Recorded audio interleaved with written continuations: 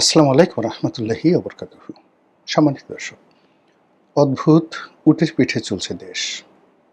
কোনটা যে গুজব আর কোনটা যে খবর এটা আমরা বুঝতে পারছি না।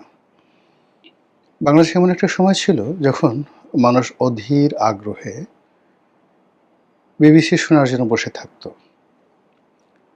তারপর ভয় যাবে আমেরিকা থেকে কি বলা হলো, এর বাইরে সংবাদ, ইত্তেফাক, ইনকিলাব, এই পত্রিকাগুলো কি লিখলো কি বলল তার উপর অনেক কিছু নির্ভর করত। তারও আগে একটা সময় দৈনিক আজাদ পত্রিকা আমরা যেটা শুনেছি, যেটি পুরো ভারতবর্ষের রাজনীতিকে ডমিনেট করত। আমাদের দেশে অবজারভার ছিল, পূর্বদেশ ছিল, দৈনিক পূর্বদেশ ছিল। তো সংবাদপত্রের এই ঐতিহ্য, গৌরবোজ্জ্বল ঐতিহ্য এখন আর নেই। এখন হাতে গোনা দুই একটি পত্রিকা রয়েছে যারা অভিনয় করছে, মুনাফিকি করছে, ইন্টেলেকচুয়ালি পারভার্টেড হয়ে কখনো ভয় দেখাচ্ছে, কখনো লোভ দেখাচ্ছে এবং কখনো বিভ্রান্ত করছে। আর ছোট ছোট যে পত্রিকাগুলো রয়েছে এগুলো সরকারের তোষণ করে থাকে। বড় বড় কর্পোরেট হাউস থেকে বের হয়, তাদের ব্যবসা বাণিজ্য প্রোটেকশন করার জন্য তারা মূলত পত্রিকাগুলো বের করে। এক্ষেত্রে সরকারের মধ্যে যদি কোনো স্ট্রং পার্টি থাকে, তাহলে এক পক্ষের মদদে অন্য পক্ষকে আক্রমণ করার জন্য তারা মাঝে মধ্যে সরকারের মন্ত্রীর বা প্রশাসনের অনেক দুর্নীতির খবরাখবর ছাপে। কিন্তু ইন জেনারেল সরকারকে আঘাত করার মতো অবস্থা সেই 2001 সন থেকে কখনই আমাদের সংবাদপত্রগুলো সাহস করেনি। 2001 সনে বিএনপির জমানা থেকে, তারপর 111, তারপর আওয়ামী লীগের জমানা। এখানে আমরা কিছু মানুষ প্রথার বিরুদ্ধে কথাবার্তা বলেছি, কিন্তু এই কথাবার্তা বলতে গিয়ে আমাদেরকে সারাক্ষণ দোয়া দরুদ তসবি তাহলিল পড়ে যথাসম্ভব সতর্ক হয়ে তারপর কথাবার্তা বলতে হয়েছে। এর বাইরে যারা কার্টুন এঁকেছে, যারা দু কলম লিখেছেন, অসতর্ক হয়ে কোনো একটা ফেসবুকে স্ট্যাটাস দিয়েছেন, এরকম বহু মানুষ জেল খেটেছেন, অনেকে গুমের শিকার হয়েছেন এবং অনেকের জীবন আরও মারাত্মক পরিণতি ডেকে নিয়েছে। অনেকে দেশ ছাড়তে বাধ্য হয়েছেন এই 2001 থেকে এই পর্যন্ত, এই সুদীর্ঘ সময়। কাজেই এখন পরিস্থিতি এমন একটা অবস্থায় দাঁড়িয়েছে, চারিদিকে শুধু গুজব থই থই করে।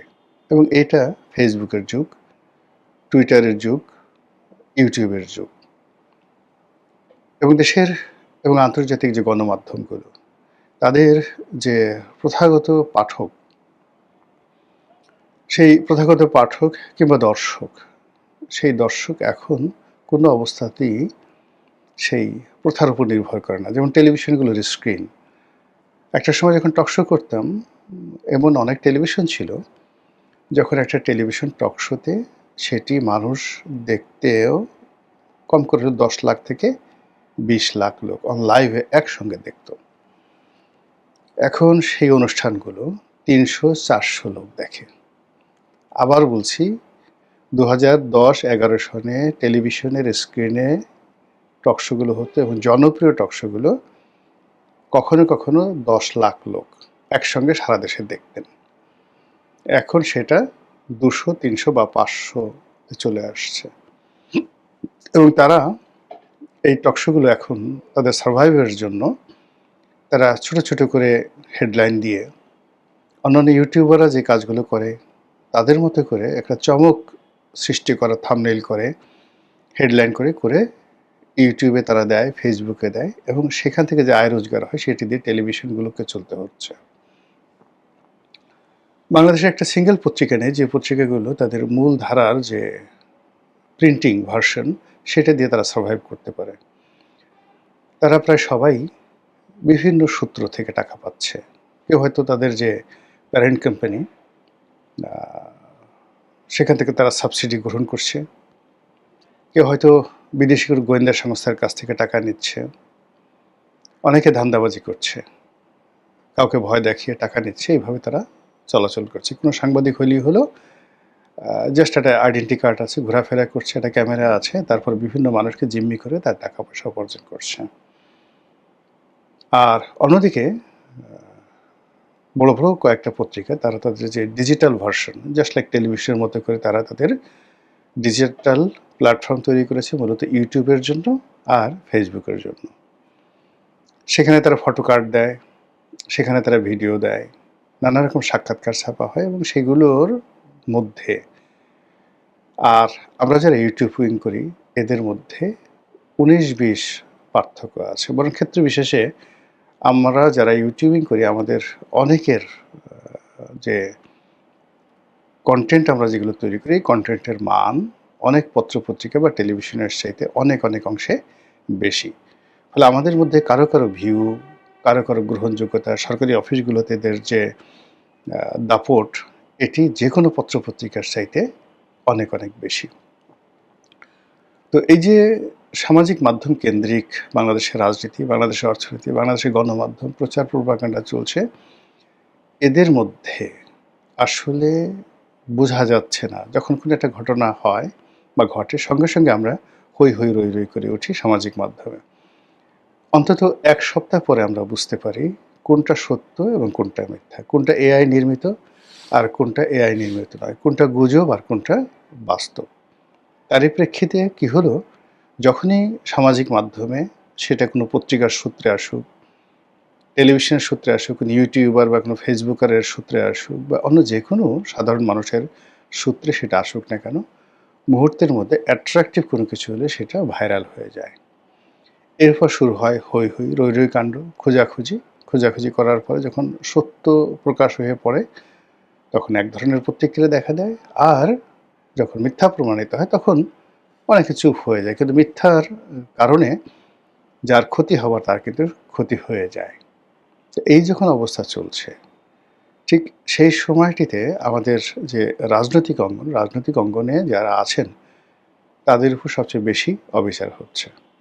সরকারের উপর, বিরোধী দলের উপরে, দেশ থেকে যারা চলে গেছেন, আওয়ামী লীগের শীর্ষ নেতৃবৃন্দ তাদের ব্যাপারে, সাধারণ মানুষ এবং যারা সামাজিক মাধ্যমে বিভিন্ন প্রসঙ্গ যারা আলাপ আলোচনা করেন, তাদের দাপটে রাজনীতিবিদদের সকল প্ল্যান প্রোগ্রাম রীতিমতো তছনছ হয়ে যাচ্ছে।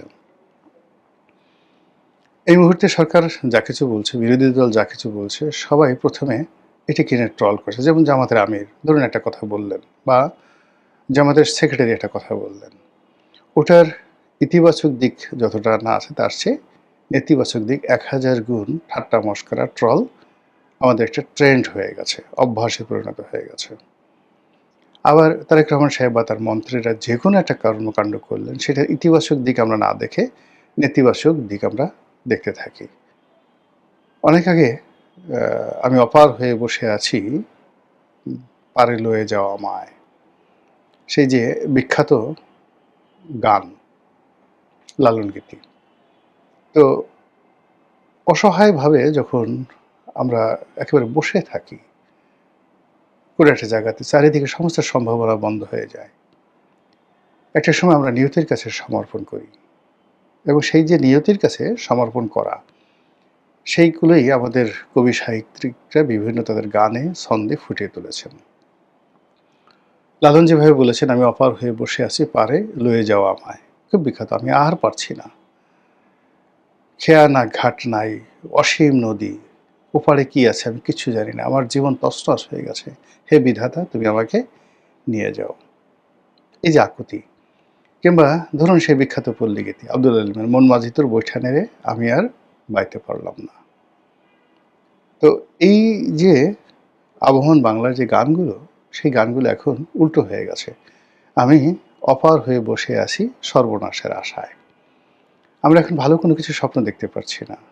সবসময় একটা মন্দ চিন্তা, আতঙ্ক, পরিবর্তন, অস্থিরতা এবং যে কোনো মানুষের সফলতা দেখার সঙ্গে সঙ্গে আমাদের চোখ টাটাতে থাকে, শরীরের মধ্যে কিলবিল করতে থাকে এবং সুখে থাকতে যে ভূতে কিলায়, এখন এই যে ভূতগুলো আমাদের বাংলাদেশের ইতিহাসে, হাজার বছরের ইতিহাসে এত ভূত আর কখনো ছিল না, যারা এই কোনো সুখী মানুষকে দেখলে তার উপর এসে ধমাধম পিটাতে থাকে, কিল দিতে থাকে।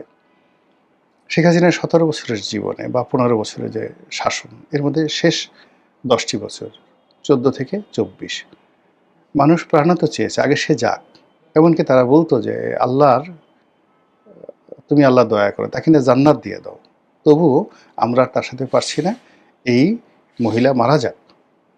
আর এই জন্য আমরা আমাদের অসহায়ত্ব ফুটে তোলার জন্য বারবার গল্প ফেলেছি, শেখ হাসিনার ক্যান্সার হয়েছে, শেখ হাসিনার ওটা হয়েছে, ওটা হয়েছে, সে আর আসবে না, ইত্যাদি ইত্যাদি। মানে এটা নিজেকে একটা প্রবোধ দেওয়ার মতো অবস্থা, যখন আমরা অসহায় হয়ে পড়ি। শেখ হাসিনা গেল, মহা খুশি। এরপর ইনু সাহেব এলো, তারপর আমাদের মন ভালো না। আমরা জাস্ট 15 দিন আমরা 2 সপ্তাহ আমরা ঠিকমতো থাকতে পারলাম না। এরপর আমরা ইনুসের বিরুদ্ধে লাগলাম। ইনুস গেলেন, এরপরে এলেন তারেক রহমান সাহেব। আসার প্রথম দিন থেকে আমরা তাকে নিয়ে ঠাট্টা করছি, মশকরা করছি। Say I have a plan বলছে। এখন তারা বলছে, মিয়া আপনার কি প্ল্যান আছে? মানে আমি দেখলে আপনি করে বললাম। পাবলিক মানে যারা মানে ইউটিউবে আসে বা ফেসবুকে আসে, পরিচয় গোপন করে বিভিন্ন রকম বট বাহিনী তৈরি করে, যা মুখে আসে তাই ব্যবহার করে একজন রাষ্ট্রের প্রধানমন্ত্রী তাকে তুই-তুকারি করে নানা রকম কথাবার্তা তারা বলতে থাকে। প্ল্যান আছে, ঘোড়ার ডিমের প্ল্যান আছে, খাল কাটা, অমুক, অমুক, অমুক, ফ্যামিলি কার্ড, অমুক, অমুক, অমুক, যা বলছে মানে সরকারের পক্ষ থেকে এনিথিং, সেটা সরকার বলুক, মন্ত্রীরা বলুক, এমপিরা বলুক, প্রধানমন্ত্রীর উপদেষ্টারা বলুক, যাই বলুক না কেন, একটি পজিটিভ কথা বলার সঙ্গে সঙ্গে 1000 নেগেটিভ ন্যারেটিভ দাঁড়া করানো হয়ে যাচ্ছে। এরই প্রেক্ষিতে একটা সরকার নির্বাচিত হয়েছে, তার 5 বছর সময় যাবে, সে তার পরিকল্পনাগুলো বাস্তবায়ন করবে। সামনে ইলেকশন আসবে। ইলেকশন এলে আমরা পছন্দ হলে তাকে ভোট দেবো, নাহলে ভোট দেবো না, এটা স্বাভাবিক। আর এরবারে যেটা হয় যে সরকারের ব্যর্থতা যদি চরম আকার ধারণ করে, মারাত্মক আকার ধারণ করে, সরকার যদি ক্রিমিনাল অফেন্স করে, আমরা জনগণ রাস্তায় নামবো এবং সরকারের বিরুদ্ধে নিয়মতান্ত্রিক আন্দোলন করবো, এই তো স্বাভাবিক। কিন্তু এখন আমরা কি করছি? এই সরকার আসলো মাত্র 6 মাস। এই 6 মাসের মধ্যে আমরা ধৈর্য হারিয়ে ফেলেছি। আমরা এখন মধ্যবর্তী নির্বাচন চাচ্ছি, আমাদের নিজেদের মুরদ নাই। আমরা এখন বিভিন্ন রকম উছিলা খুঁজছি। ভারত কি বলবে, দীনেশ ত্রিবেদী কিভাবে তাকালেন, সার্জিও গোর কখন এলেন, কার সাথে বৈঠক করলেন, আমেরিকান কোন প্যাসিফিক